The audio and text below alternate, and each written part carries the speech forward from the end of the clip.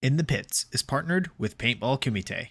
Paintball Kumite is a program designed by Colt Roberts of professional team San Antonio X Factor to take paintball players of all ages, experience levels, and skill groups and mold them into champions. The program breaks the game down into small, easy to learn sessions designed to help you master the fundamentals so that you can elevate your game. Newcomers to the program get a free 1-hour introductory class when mentioning In the Pits. To sign up for a class, message at Paintball Kumite on Instagram. In the Pits is partnered with Compete. Compete is a Texas-based brand by Stuart of professional team AC Diesel that provides custom jerseys, pants, headbands, straps, tech shirts, and any other soft goods to help individuals and teams compete at the highest level. Support Texas Paintball and message Compete on Facebook or Instagram and mention In the Pits Podcast for 10% off your entire order. In the Pits is partnered with Get That Shot. Get That Shot provides both photo and video coverage to teams and individuals competing at the upcoming USXBL Championships. Is your team needing media coverage? Spots are filling up fast, so message GetDat_shot on Facebook or Instagram for more details. Welcome everyone to episode 13 of In the Pits Paintball Podcast. This podcast is focused on everything that has to do with the paintball scene here in Texas, from professional players and teams to new divisional programs, local tournament series, field owners, Texas-based brands, even photographers and videographers. Every week we will have a short and sweet episode with a new topic and a new special guest. I'm Christian Smith. I'm a player for the Texas Titans, and this episode we are going in the pits with Devon Stuart. He's pro player for a Houston Heat. Devon, how are you doing this evening? Doing great. Glad to be here. Awesome, man. Thanks for coming on here. So first, Devon, let's start with this past weekend in Chicago. Houston Heat ended up making the semifinals. And how did you feel like the event went as a whole for your squad? Well, everyone should know. It started off not great. Lost the first two matches on the first day, Friday. To the Russians and to new and upcoming team, New Orleans Hurricanes. Can't say enough good things about those guys. I think they've done an amazing job this year, really surprising everyone. 0-2 the first day, 2-0 the second day, facing both Seattle teams. Really changed our style of play into the second day, which allowed us to kind of go into Sunday playing the style that everyone else was. Gotcha.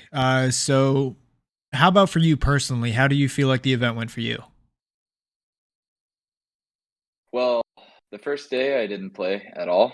So going into the second day, I think the first one I played, we were down 2-0 against Uprising, and then I got put in, and that's when we really started to make the comeback, really dialing in that slow play. And I felt like I was a big catalyst in that, really focusing on the communication, playing to my skill set. And then Sunday played a little bit less as the day went on, and I thought we did well. I thought we could have won the tournament. Just, one little call here or there, especially when it comes down to an overtime point against a team like Impact, that 50-50 every time.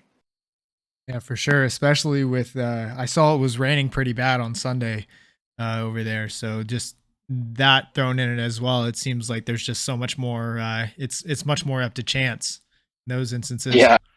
Yeah, absolutely. Every time, even on a perfect day, it's hard to win a tournament. So then you add something like rain in, especially as bad as it was that Sunday. That could be anyone's game.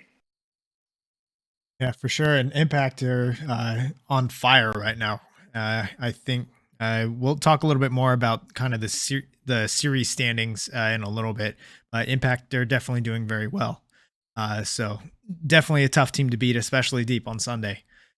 So Devon, for those listening that maybe don't know all that much about you personally, how long have you been involved in the Texas paintball scene?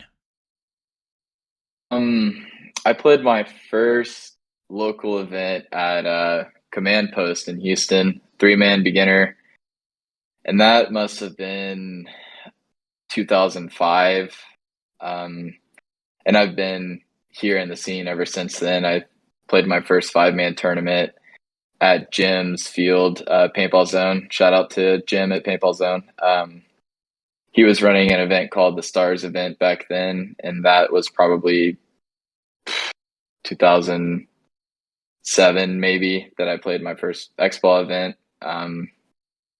Then first national event in 2008 with Archon Army, which actually Alex Crow of the Titans, he was on my first national team. So shouts out to Alex as well.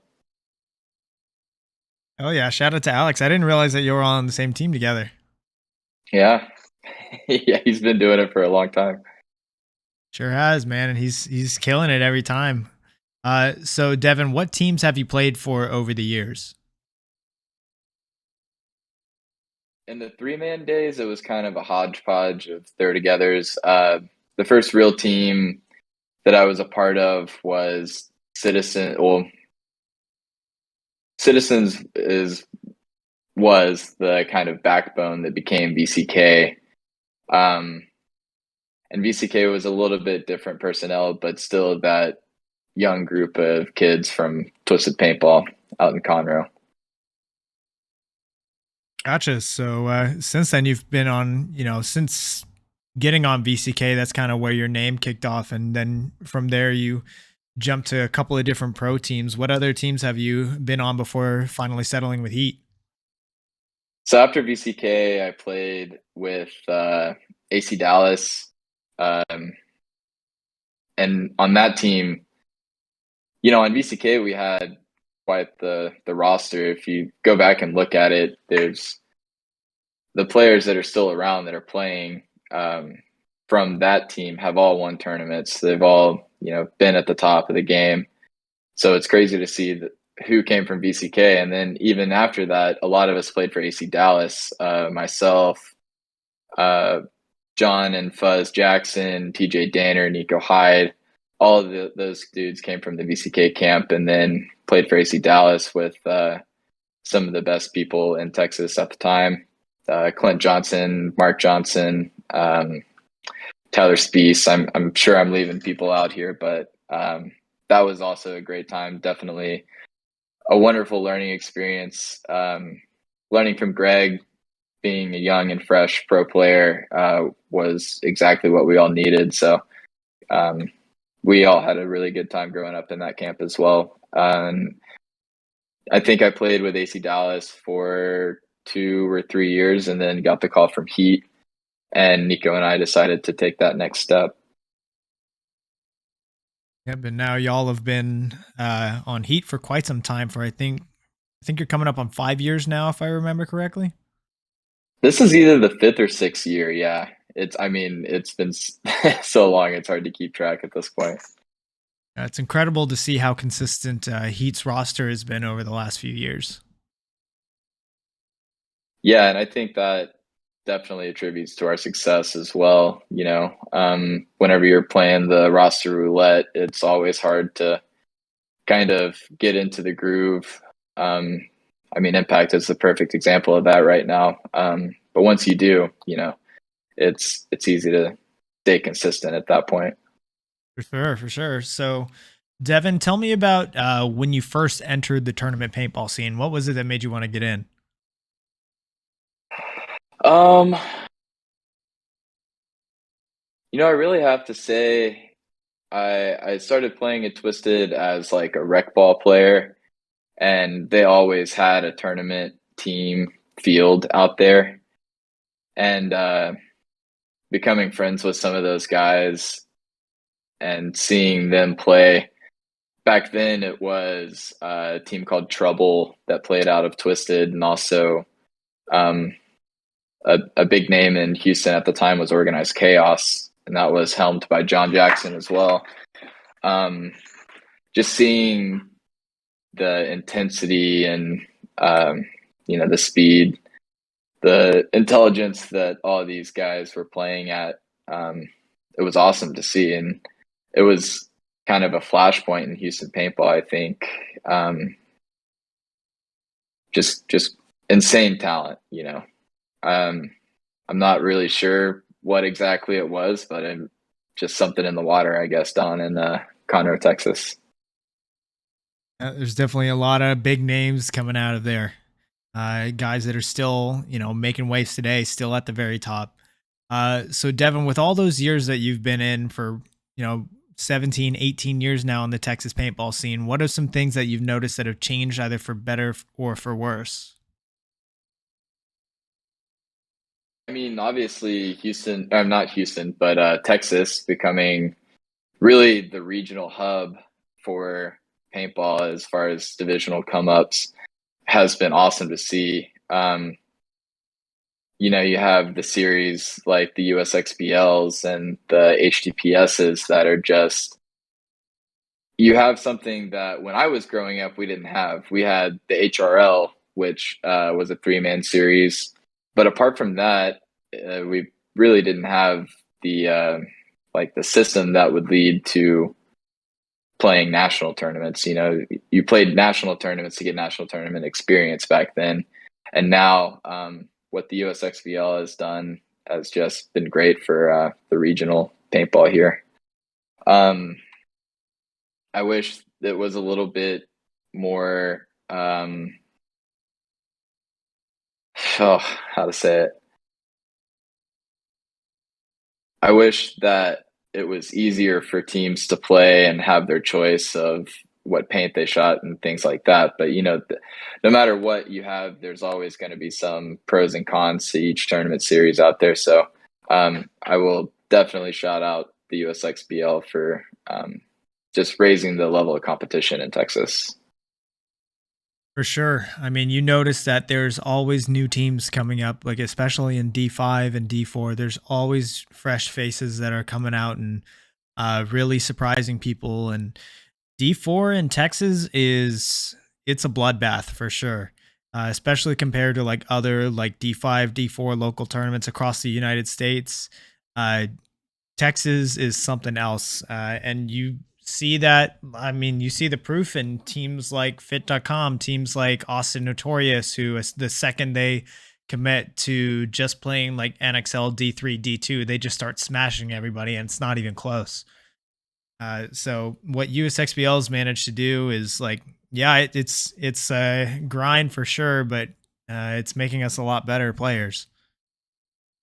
Yeah, absolutely. And to go back what you were saying about the D4 bloodbath, even when Paintball Fit was making a run that year, I think they won 3 events in Division 3. All of those dudes were playing for Division 4 and maybe even Division 5 teams at USXBL. Once they ranked out of playing together, they were all playing against each other on different teams, which was awesome to watch as well.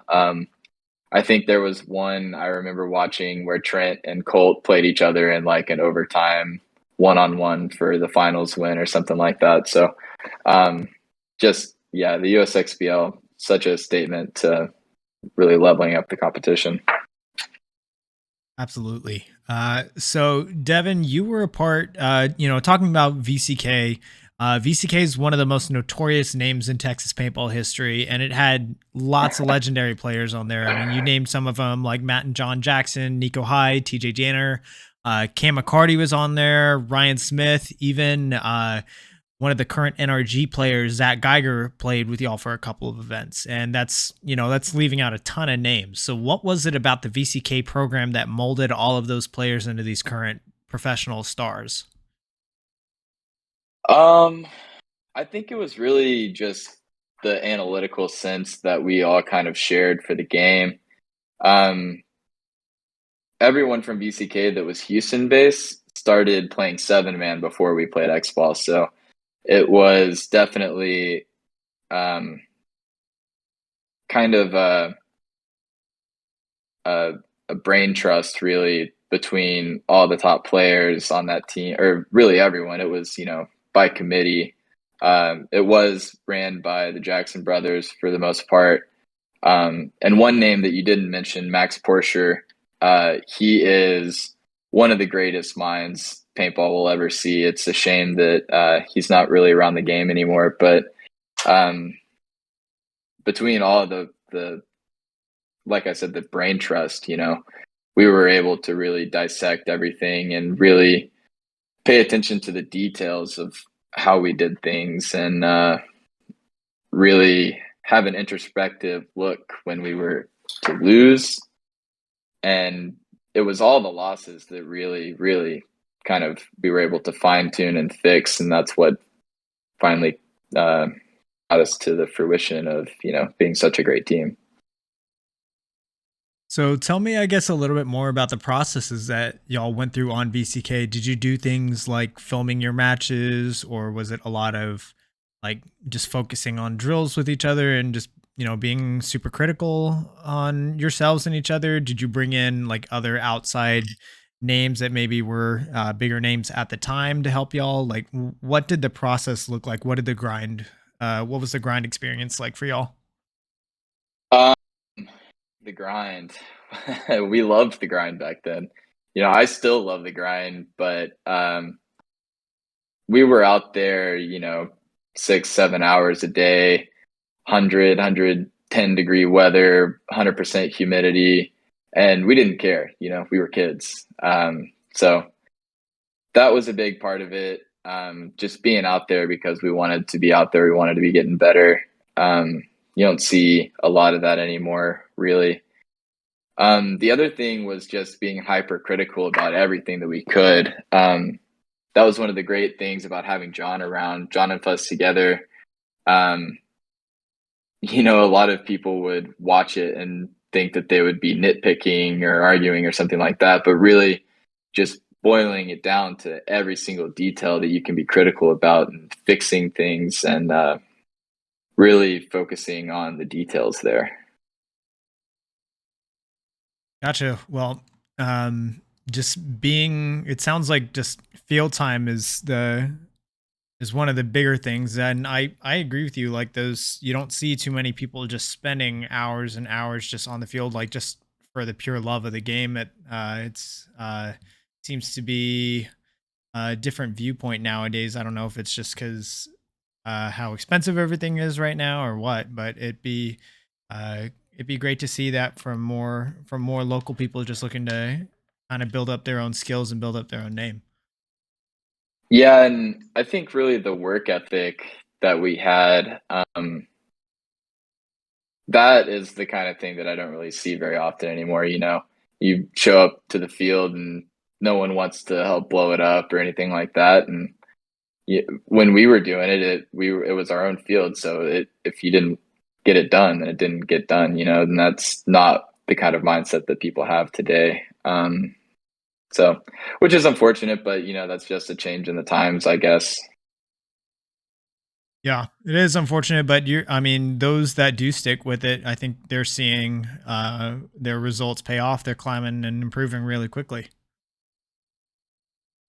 Yeah, definitely. I mean, obviously, I can keep using the paintball fit guys as the perfect example of hard work and dedication. So For sure. So, not just on VCK, but you were also on another like hyper stacked team, and I'd consider this probably the most stacked college paintball team of all time, which was the 2015 to 2017 Texas A&M team. You had players like Cam McCarty, yourself, Ryan Hall. I'm sure I'm forgetting a couple of names in there as well. And so, how was your experience in the college scene? experience in the college scene definitely had its ups and downs. Most of the tournaments that we played were all in Texas, and we were playing Texas teams as well. University of Texas was a big one. They shared a lot of players from the AC Dallas, AC Diesel camp, which was kind of around the same time as we were all going to college. We were also all playing for AC Dallas. Well, several of us.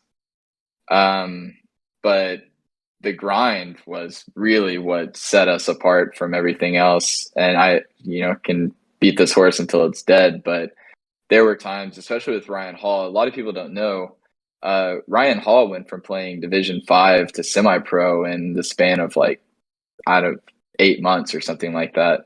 And what we were doing, on Tuesdays, we would, let me see if I'm remembering this correctly. Tuesdays, we would do drills. Thursday, we would do 2-a-day drills. We'd play reball in the gym at night, and during the day, we would go out and do drills at the field. And then Saturday and Sunday, we would have practice with our Diesel and AC Dallas teams. So really, that's 5 times paintball throughout one week. So, a lot of people think what they want about that college team and that it was one thing when realistically it was just hard work, and a lot of the players that are big names now that played for that team, they weren't necessarily when they played for that team. Like Jacob Seabaugh is a perfect example of this. He was just a freshman in college and was playing. He hadn't even really played for a lot of like outstanding local teams. But now, you see him guesting for a semi-pro team like the Padres in Chicago this last weekend and just having a great event, really bringing something to that team. But like I said, it's people want to give us shit about, being stacked and being full of pro players. And even at the time, like I was the only current pro player that was playing for the team.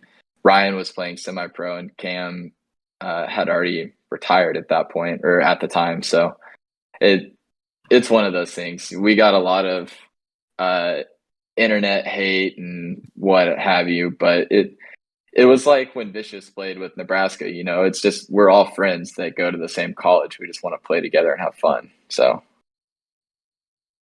yeah, and at that time period, there were actually a lot of pro players playing in the NCPA scene or future pros. Like Jesse Stevens was playing with UTSA.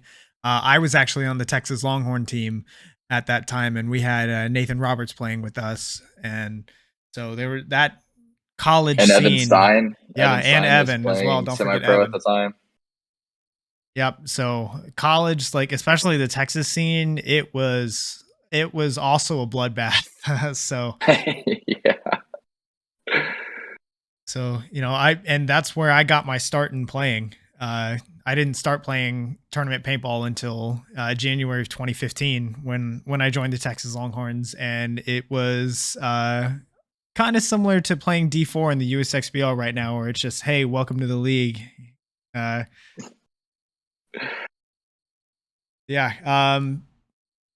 So was it just a coincidence that you and you and Ryan and Cam all were at Texas A&M at the same time, or was it something that you had talked about beforehand, or how did that work out exactly? Cam and I ended up there together, which it definitely wasn't to play paintball together. We just decided, after high school that we ended up in the same place. I'd never met Ryan Hall before college. Logan Edwards was another guy on that team that we played with as a kid, but no one said like, hey, let's all go to the same school so we can have a great paintball team. It's just outrageous if people think that. So it was just by happenstance. Yeah, I lived with Cam my first year of college, going to Blinn there in Bryan. But other than that, like we were all just friends that happened to be going to the same place. And I don't want to take away from what Texas A&M had before we showed up there. They had a great team before. Mike Strachan was a big deal there. Brady Cowan, Brian Whiting, who anyone from Houston Paintball from back in the day knows who Brian Whiting is. That dude's been around forever, and been really good forever. So it was a great paintball school before we ever showed up on campus. Yeah, I feel kind of bad for all of the all the paintball players that are in college right now that won't get to experience it. With the COVID shutdown, that kind of killed the college scene entirely, like pretty much across the U.S. just because of different university rules with student organizations meeting during the kind of pandemic period. But there's a lot of names in Texas now that played that got into paintball because of the NCPA scene, and that they're still really big names. Like a lot of the current innocent bystanders, or a lot of the original innocent bystanders team out of San Antonio, were originally Texas State guys. You've got guys like myself, Evan Stein, Aaron Friedman, who plays with the Sharks in Houston, Jason Sim, who plays with Austin Notorious now, Cooper Hall, who's playing with FCR / the Misfits / Valhalla. So just a lot of big names coming out of the college scene at that time. So hopefully, I'd like to one day see it come back, because it was a time for sure. Yeah, absolutely. It's terrible that that's not as big as it was back then, because I mean, most schools even had several teams playing back then, and now I heard recently through the grapevine that it's like they can't even get enough teams together to play one event a year. So what's happening with NCPA is just not great, and I would love to see that series come back. Maybe even go down and help coach the old Texas A&M boys to another win. Oh yeah, I'd be working hard to see if we can get the Texas Longhorns back as well, make it a thing again. Real quick before we continue, Devon, for anyone that's watching live in the chat, welcome to y'all. If you have something that you want to ask Devon, go ahead, type your questions out in the chat, and we'll get to it towards the end of the show. So continuing on, Devon. So now on your current team, Houston Heat, you're once again surrounded by just such great talent. You've got a whole bunch of superstars, and it's probably the deepest roster in the NXL. So what's it like being surrounded by so much talent? It's just a once in a lifetime learning experience. I've been on the team for 5 or 6 years now, and I still learn something every day I spend with these guys, even when we're not playing. To be around players like Ryan Moorhead and Mishka, they've been doing it since I was in diapers for the most part. So they're just a wealth of knowledge. I'm just super fortunate to be able to be around these guys. And really, we're all fortunate that Randy has forked out and kind of made it possible that we could do what we do. Yep. Shout out to Randy. Shout out to everybody out there that just selflessly gives so much so that we can all play this game that we love. So Devon, with your time that you've been with Houston Heat for the last 5 years now, what has been your favorite moment in your career so far? Oh, World Cup wins for sure. Nothing, I don't think, will ever come close to that. Even, my first child being born is going to be right up there. They might have to vie with one of those World Cup wins. To win an event is something that not many players get to do ever, much less pro players. To be able to win World Cup in front of all those people, steal the series title, that's not something anyone will forget. So that, by far, don't even have to think 2 seconds to answer that one. Yep, that was the my first NXL that I ever went to was that World Cup event where you stole it in the finals. Yeah, nothing like it. Go back and watch it. I think that was World Cup of 2018, if I remember correctly. I don't remember. They were back to back. 2000. It was either 2017, 2018, or 2018, 2019. I forget. Like I said, I've been doing this a long time.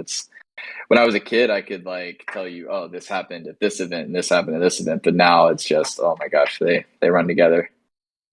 Yeah, for sure. But definitely huge moments at World Cup, and to win it back to back, that's great. And you actually still, you could do it again. You still have a chance to steal the series title away from dynasties so kind of looking at the points breakdown going into World Cup this year, and granted, I don't know if the rules or the points are going to change because of the whole Champions Cup thing, but assuming it's the same as the old system, and with World Cup being double points for the pro division this year and for all divisions, if you guys place at least 3 spots higher than Dynasty, and if you beat Impact, you're going to steal the series title. So how much would that mean for you and your team to steal it away this year?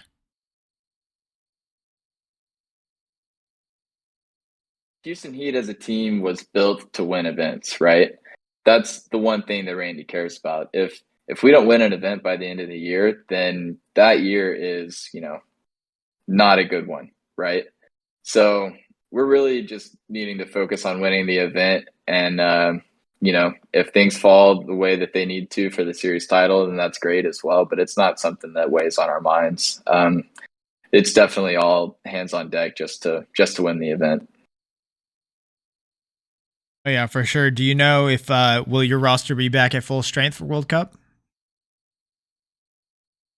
I believe we will still be missing Mishka, dealing with some, funky visa stuff. Just what's going on with U.S.-Russian relations right now is not great for that. But apart from that, we should be good. Other than myself, I actually will not be playing. I'll be there, but I actually have a season-ending injury that I'm having surgery for in the next few weeks. So wish me luck there, but I will definitely be seeing y'all at the event. Dang, sorry to hear that. Was it something that happened in Chicago? No, it's an injury I've been dealing with all year, actually, a spine injury. So looking forward to getting that taken care of and being 100% for next year. Gotcha. Well, we hope you get a quick recovery and we can see you back on the field for the start of next year. So if you could give one piece of advice, granted you've been pro for quite a while now, but if you could give one piece of advice for anyone who's looking to climb the divisional ranks and eventually, make their pro debut, what would it be? Man, people ask me this all the time, and I'll tell them, every single person, I tell them, just enjoy the process. All these kids, people, whoever, they think about, playing pro as the end goal, right? So much so that they don't think about, how these Division 2, Division 3, Division 4 events are, molding them into a better person, not just a better paintball player. I think there's lessons to be learned, life lessons to be learned across all of paintball. So really enjoy the process. Don't get all caught up in, wanting to play pro eventually or whatever. It's funny. I never had that in mind, like aspirations to play pro. It kind of just all came because I worked hard, that was it for the most part. So Gotcha. Enjoy the process, trust the process. Cool. So Devon, outside of your pro career, you've also been coaching local Houston teams for the last 3 years. Currently, you're coaching the Outlaw Anodizing team. They used to be the Zone Purple guys. So what's your current role with that team? Actually, I've known and been friends with a lot of these guys, even like Ryland Robertson. I grew up in the same neighborhood with. I've known Ryland longer than any paintball person I've ever met. So to be able to help coach these guys and give them some guidance on their paintball careers, and even outside of paintball, just to be their friend and have that support system in place is really awesome. I consider those guys to be some of my best friends, and will be forever. Well, they're messaging me right now. Sorry. Yeah, shout out to the Outlaw Anodizing guys. They've been playing really well. They had I think they had a podium finish back in the first Mardi Gras event this year. they've been playing really well.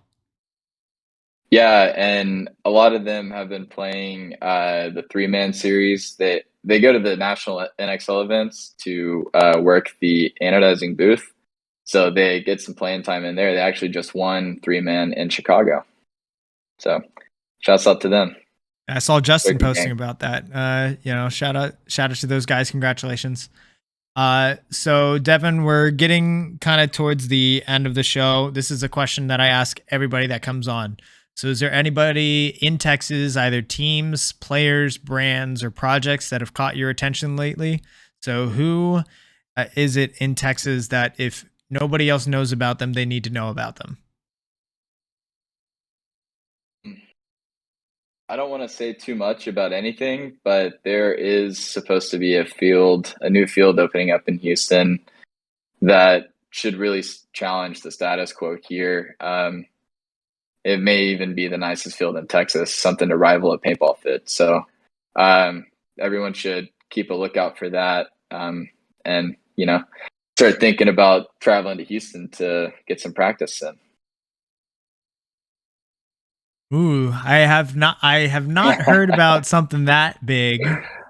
So good to know. Definitely going to be keeping my eyes open. I know that Jaybird's working on expanding his Splat Zone stuff, but I didn't hear anything else about something as big as to rival Fit. So that's gonna be awesome to see. Yep, keep your eyes peeled. Who knows when it'll actually drop, but when it does, I think it's gonna really shake things up. Awesome, man. So we got a question from the chat. So this is from Oscar, who's he lives in Houston, but he's a Texas Titan.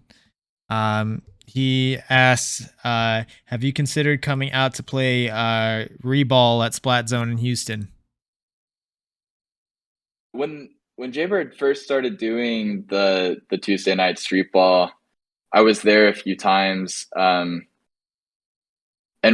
to be honest, it was kind of in the early stages of my back injury. So as that has progressed, I've gone out there less and less. I know that they get quite the crowd now, maybe even upwards of like 20, 30 people.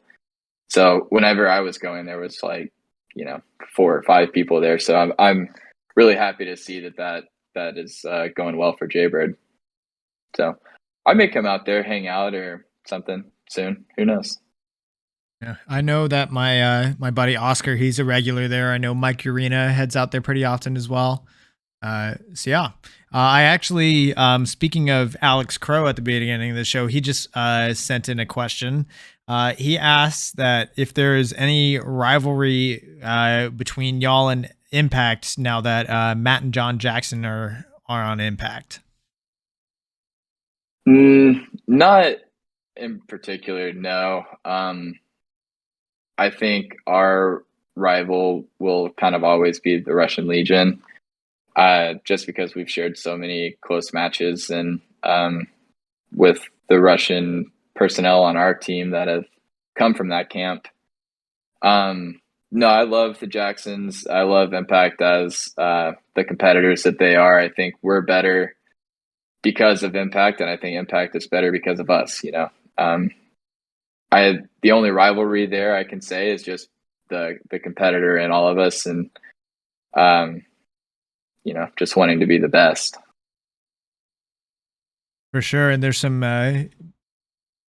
definite history and a lot of talent there. So it's exciting to watch the top of the pro bracket, and honestly, the top of the pro bracket's getting bigger and bigger every year. Like I'd say in the past probably 2 or 3 years ago, I would say that usually it's like, okay, the top 8 teams or so, and then there's the bottom 12. But recently it's been like the top 14 and the bottom 6. You might even say the top 18 and the bottom 2 at this point. Like any team can vie for maybe not tournament wins, but definitely match wins. You can't take anyone lightly these days. A huge shout out to Seattle Thunder too, going through a major change in their personnel and team, and really coming out and showing who they are this year. That's been great to see. Oh yeah, and even teams like NYX, they were sitting in last place coming in, and then they went out and beat Damage, went 3-1, made Sunday. It's gonna be exciting to see Cup in the bottom of the bracket as well. With Sacramento DMG, they're in last place right now. They have to get 4 spots higher than the Saints in order to save themselves. So, any quick thoughts there? Who do you think is going to be coming out, and who do you think is going to be coming in? I mean, obviously, you have to look at Paintball Fit coming in, or between Paintball Fit, Blast Camp, and Notorious. It's hard to say. That one could really come down to the wire. I think all 3 of those teams are great.